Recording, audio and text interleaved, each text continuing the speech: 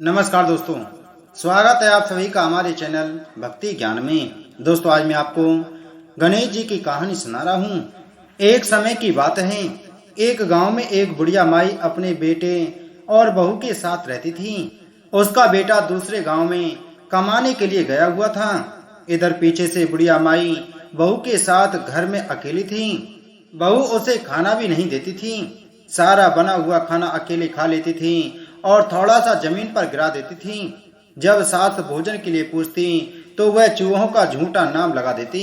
कहती, खाना तो रखा था माँ जी, शायद चूहे खा गए।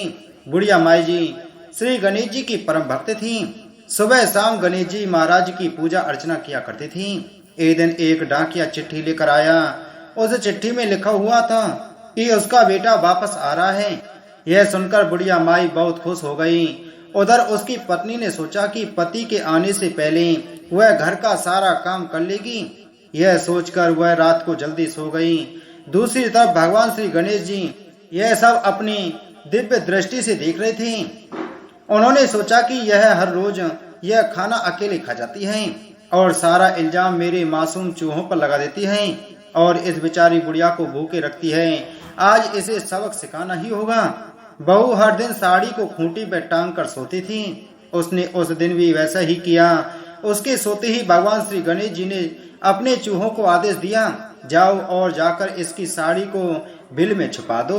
चूहों ने उसकी साड़ी बिल में छुपा दी। जब बहू सुबह जल्दी उठी और साड़ी ढूंढने लगी, लेकिन साड़ी खूंटी पर नहीं थी। उसने उधर इधर देखा, परंतु साड़ी उसे नहीं मिली। वह बैठकर रोने लगी। उधर उसका पति आ गया था।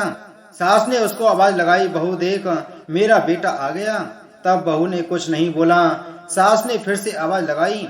बहू बोलती है, माँ जी, मेरी साड़ी नहीं मिल रही है, मैं बाहर कैसे आऊं? तब उसका पति कमरे के अंदर चला गया। वो उसे बिना साड़ी के देखकर उसे मारने लगा। कहने लगा कि बंद कमरे में से साड़ी कहाँ जाएगी। उतने में बुढ़िया माई भी अंदर आ गई। वह इधर उधर देखती रही। उसे साड़ी का एक पल्लू चूहे के बिल में दिख गया। बुढ़िया माई कहने लगी, बहू सच कह रही है, वह रही साड़ी चूहे के बिल में। बहू सास के पैर पकड़ लेती है और कहती है, माँ जी, मुझे माफ कर दीजिए।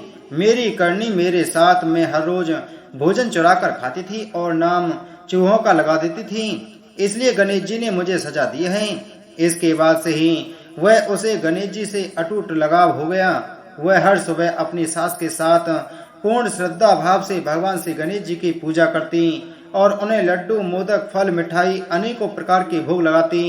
गणेश जी यह सब देखकर बहुत प्रसन्न हुए और उनकी कृपा से उनके घर में सुख समृद्धि आने लगी और वे सब सुखी सुखी, खुशी खुशी अपना जीवन व्यतीत करने लगे।